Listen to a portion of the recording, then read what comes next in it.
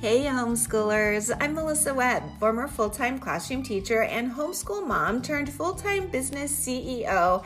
I am determined and dedicated to helping you in this journey that you're on.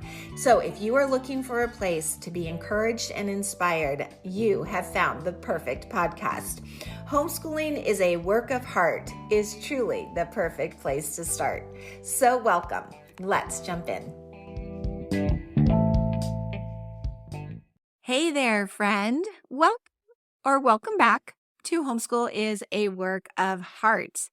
Okay, I have a little funny for you today. My husband drives a lot for his job. I mean, thousands of miles a month. And he will say things like, I just imagine all of the hours people have logged into some kind of virtual racing game, and yet they're not better drivers by now. It is true. You would think in this day and age, we have all the right reasons to be better drivers, but everybody's less patient and more aggressive. Yep, turns out dodging blue shells in Mario Kart doesn't quite prepare people for merging onto freeways or driving responsibly. Go figure. So over the weekend, Greg was sharing his very serious anger issues with all of the crazy drivers on the roads these days with his really good lake fishing, beer drinking buddy. And his friend gave my sweet man some very sage advice that I thought I'd share with you. He said, "Hey, you have to keep it together, Greg. Remember, they do not serve alcohol in jail." I thought that was fantastic. Pretty funny, right? Okay. We do all lose it from time to time. Are you in the season of losing it a lot right now? Are you feeling short-tempered? If so, this one is especially for you because it is worth considering. When our actions are things like snapping at the kids, right? We're just so short-tempered that we just speak abruptly or maybe even unkindly. So that's an action. Now, to create an action in our lives, we must be feeling a certain way. And if you're snapping at your kids, I'm going to guess your feeling is probably irritation, right? You're just feeling very irritated. So then you snap at your kids. Well, we know that feelings are created by thoughts. So what are you thinking? You're probably thinking something like, too many people want things from me. That absolutely can lead to feelings of irritation or even overwhelm. And so today, I would like to chick chat about something super relatable for most of us. And it's especially common when a new school year kicks off because there's so much going on. You're talking to more people, you're filling more things in on the calendar.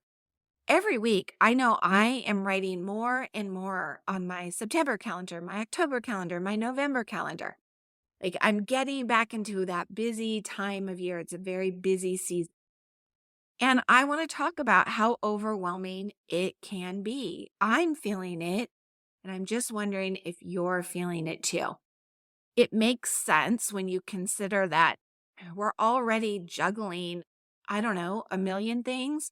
We're parents, we're educators, we're partners, we're friends, like that we hope to still see our friends, let alone ever having time for ourselves. We're just trying to be everything for everyone, and it is so much. I see you, I hear you, I feel you. Now, I don't know about you, but for me, when things get crazy busy, the first thing that goes out the window is my patience. It just disappears. And I'm a pretty patient person. But one minute, while I'm all calm and collected, the next minute, I can be snapping at my husband, my kids, my dog, because it just feels like everybody wants something or needs something. And yep, I'm the go-to person. Are you the go-to person? Most likely you are.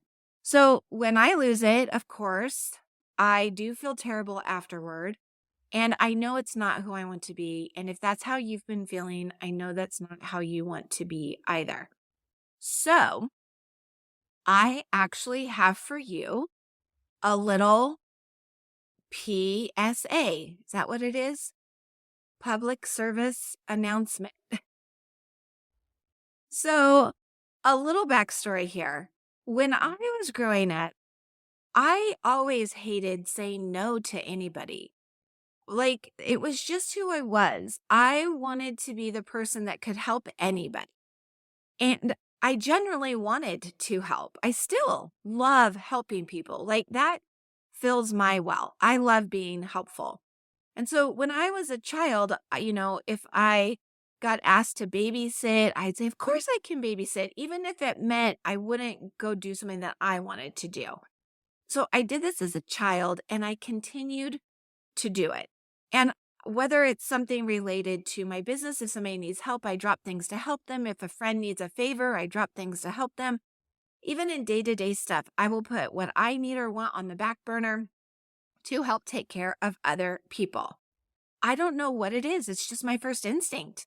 I just say yes. I'm just like, yeah, I get that. I can absolutely do that. That is not a problem. Even though it actually may be a problem. Of course, I can do a lot of the things that I say yes to. I mean, even if it means I sleep less hours, I'll get it done. But here's a shocker. I mean, right? Surprise, surprise.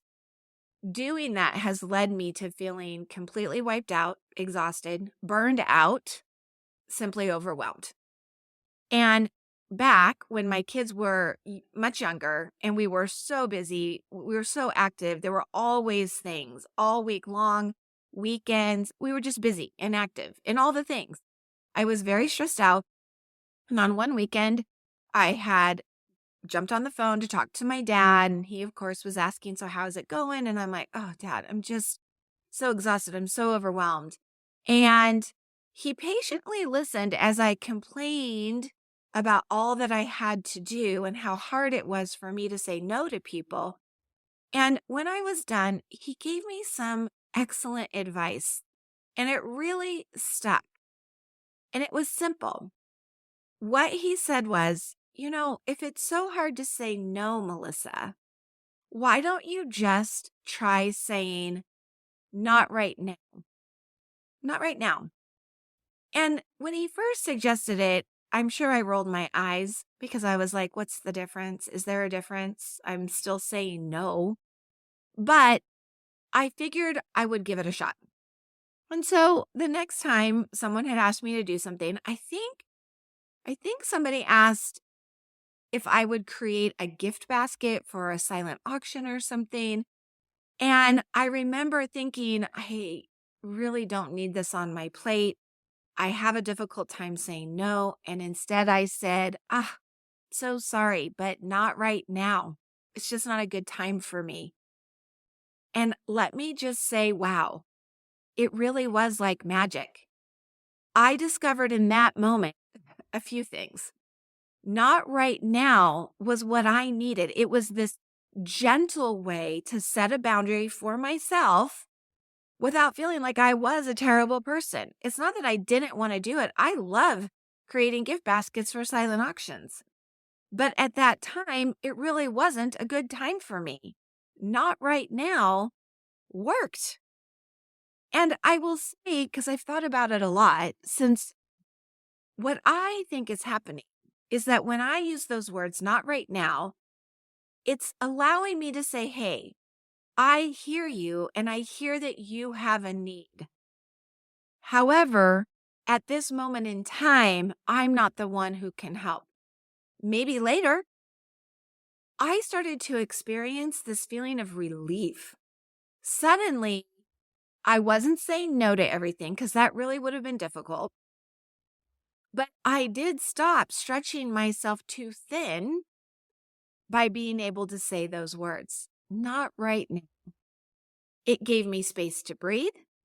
It gave me the ability to take care of what I really needed to be taking care of, things that needed my attention more so. And then I could circle back when I felt less overwhelmed. And what I found happened a couple times is letting go of committing to that thing moving on in my life, sometimes things would still happen. Like a door would open and somebody would say, "Hey, I have this gift basket. They don't need it for something else I was doing." And I would be like, "Oh, I know somebody who needs that." And I would start to direct people to different places. I still had these opportunities to help out without me doing all the work. And let me tell you, it was empowering. It allowed me to take back the control that I needed in my own life. I felt I was much less likely to snap at people or get frustrated because I wasn't trying to do a million things anymore. I could be more present. I was more patient, and that was exactly what I needed, and certainly what my family needed too. And maybe it's something you need to try. Now, I don't know. This may not be your thing. You may be like, "Oh, I love all your episodes, Melissa, but this one isn't landing for me because I have no problem saying no." Maybe you're on the opposite side. You're like, "I probably should say yes to more things, get out there a little bit more," right? We could be different in this area of our lives. But if you're like me, I know this is resonating with you. I know it is. So if you're feeling this season of life is turning you into a ball of stress, pay attention to your actions. What's coming out of your mouth? Are you joyful? Are you hugging those kids and showing up with a smile on your face? Positivity coming out? Is that how you are right now? Those are good action items, so things must be going pretty well.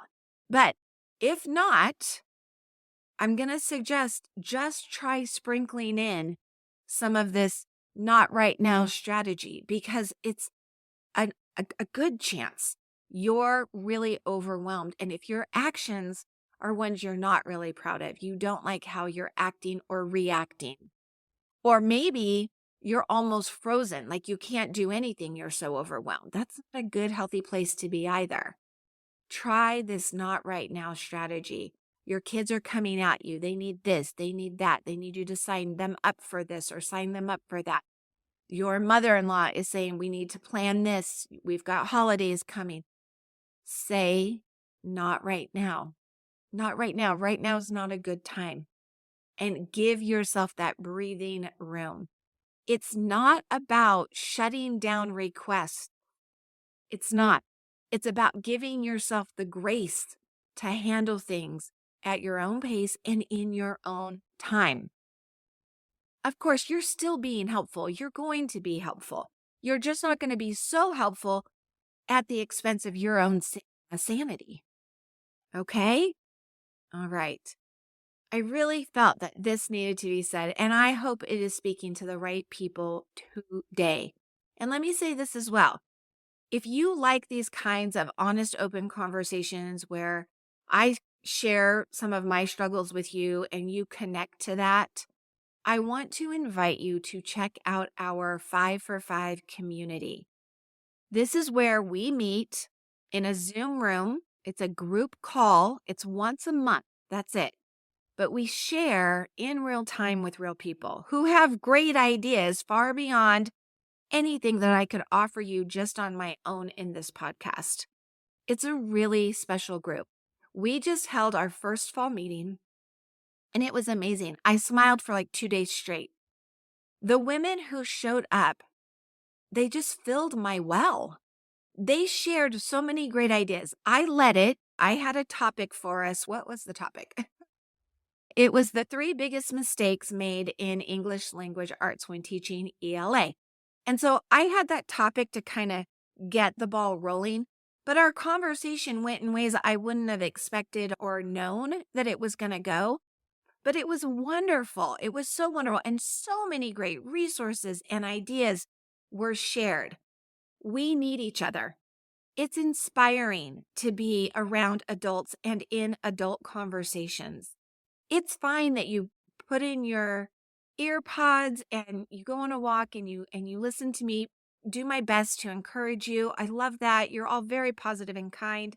I appreciate that. But these monthly groups are really special too. And I promise you'll feel inspired and energized by them. I will link all you need to know about the 5 for 5 community in our show notes. We recorded the first one, so you can watch that recording so you really get an idea of what we're doing. I think you would love it.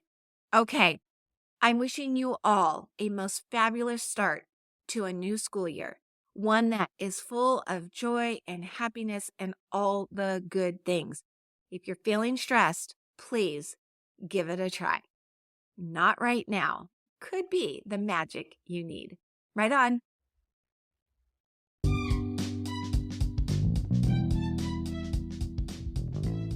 Well, thanks so much for tuning in and listening this week. Hey, if this was something that you found valuable, don't forget you want to subscribe or follow so that every time a new episode is dropped, you'll be the first to know. And hey, before you go, if you are looking to get some of this academic writing under your belt and outsourced so that it's one less thing, freeing you up to enjoy more time with your family, hey, you're going to want to head over to writeonweb.com to see what kinds of resources and materials I have available for you. I will look forward to seeing you there, and I will look forward to seeing you here in our next episode. Right on.